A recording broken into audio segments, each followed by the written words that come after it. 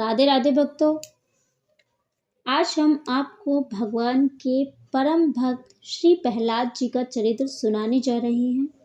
उनकी कथा आपने पहले भी कई बार सुनी है, लेकिन यह एक अलग तरीके से है। भक्तमाल में से हम आपको सुनाने जा रहे हैं।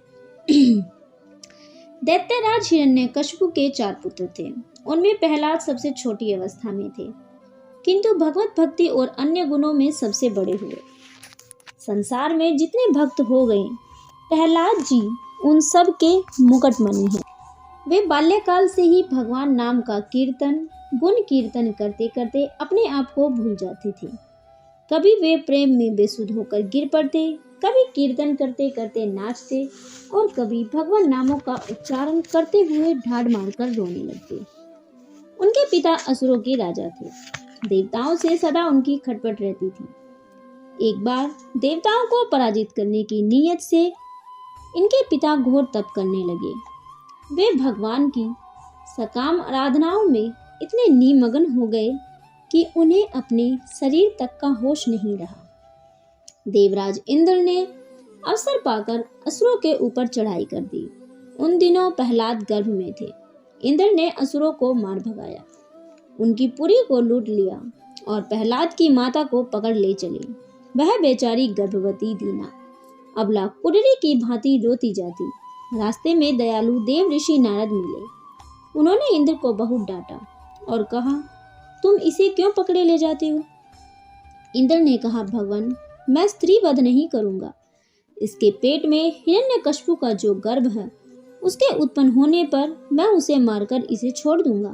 देव ऋषि ने अपनी दिव्य दृष्टि से देखकर कहा, इसके गर्भ में जो पुत्र है वह परम भागवत है।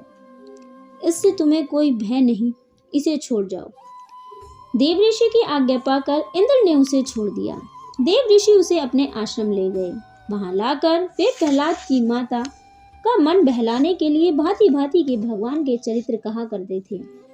गर्भ में स्थित प्रहलाद जी ने माता के गर्भ में ही भक्ति का समस्त ज्ञान प्राप्त कर लिया।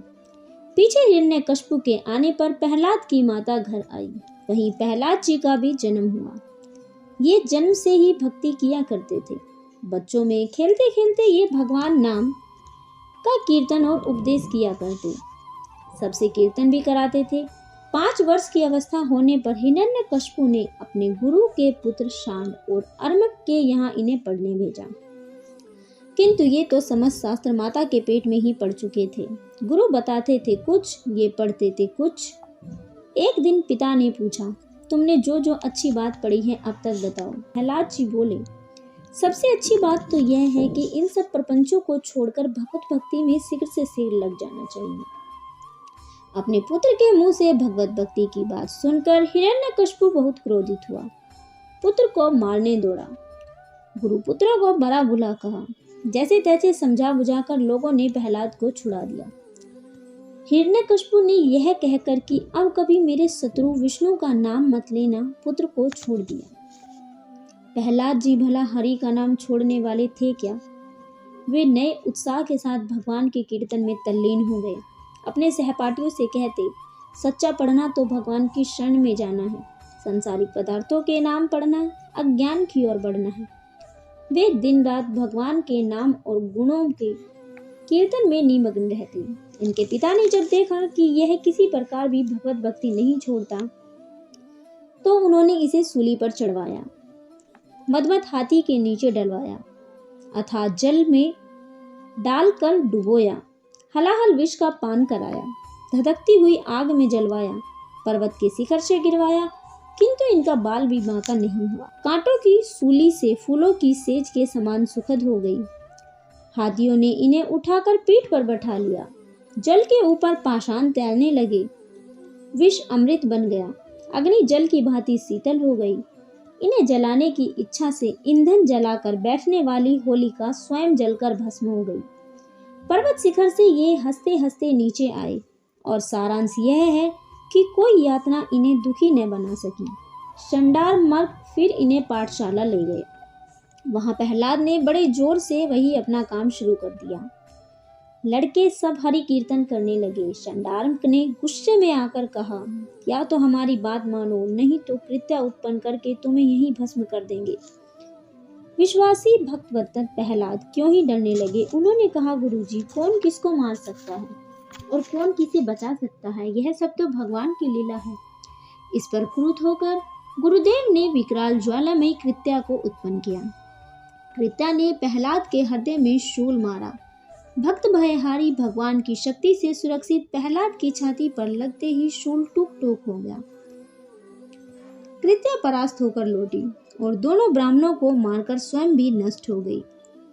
अपने कारण गुरुओं की मृत्यु होते देख प्रहलाद का संत हृदय पिघल गया।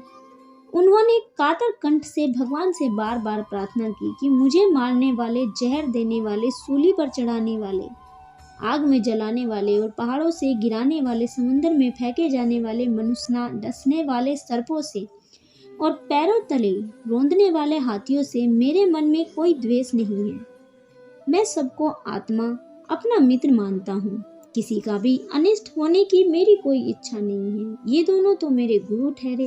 प्रहलाद जी की प्रार्थना से उनके गुरु जी उठे और प्रहलाद जी को आशीर्वाद देने लगे।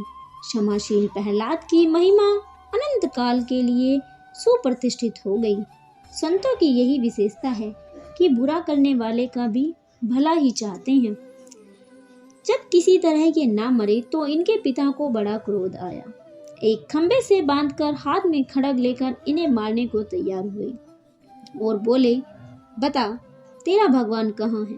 प्रहलाद ने निर्भीकता से कहा, भगवान तो सर्वत्र है, मुझ में भी, तुझ में भी, खड़ग में भी, खंबे में भी, सर्वत्र वे हरि व्याप्त हैं। हिरण्यकशिपु ने कहा, तब फिर उस खंबे में क्यों नहीं दिखते। इतना कहना था कि भगवान आधे मनुष्य और आधे सिंह के रूप में खंबे से प्रकट हुए। उस अद्भुत नरसिंह रूप को देखकर हिरण्यकशिपु डर गया। भगवान ने जल्दी से उसे अपने घुटनों पर रख के उसका पेट फाड़ दिया। सारे देवता प्रसन्न हुए, सबने भगवान की स्तुति। भगवान ने प्रेम पूर्वक प्रहलाद को गोद में बिठाया, उसे खूब प्यार किया और वरदान मांगने को कहा। प्रहलाद ने कहा, प्रभु मेरे पिता ने आपसे वैर किया था, इनकी दुर्गति न हो। भगवान हंसे और बोले, भैया जिस कुल में तुम्हारे जैसे भगवत भक्त हुए हों, उस कुल की 7 पीढ़ी, पहली 7 पीढ़ी, उस कुल की 7 पीढ़ी पहली और 7 आगे की और 7 मात्र पिक्स की, इस प्रकार 21 पीढ़ियां तो अपने आप ही तर गई हैं। तुम्हारे पिता भी तर गए। अंत में प्रहलाद ने भगवान में अहोत की भक्ति का वरदान मांगा। भगवान ऐसा वर देकर और प्रहलाद का रास तिलक करके अंतर ध्यान हो गए। प्रहलाद बहुत काल तक असुरों के सिंहासन पर राज्य करते रहे। अंत में अपने पुत्र विरोचन को राज्य देकर वे भगवान की भक्ति में तल्लीन हो गए। इसलिए प्रहलाद हमेशा ही भक्तों की श्रेणी में प्रथम स्थान पर आते हैं। भक्तों, इस तरीके से हमने आपको आज प्रहलाद का चरित्र सुनाया है। ऐसे ही और कथा सुनने के लिए हमारे चैनल को सब्सक्राइब करें और अगर आपको प्रहलाद जी का ये चरित्र अच्छा लगा है तो प्लीज़ वीडियो को लाइक करें, शेयर करें, कमेंट में राधे राधे लिखें। राधे राधे। आपका दिन मंगलमय हो।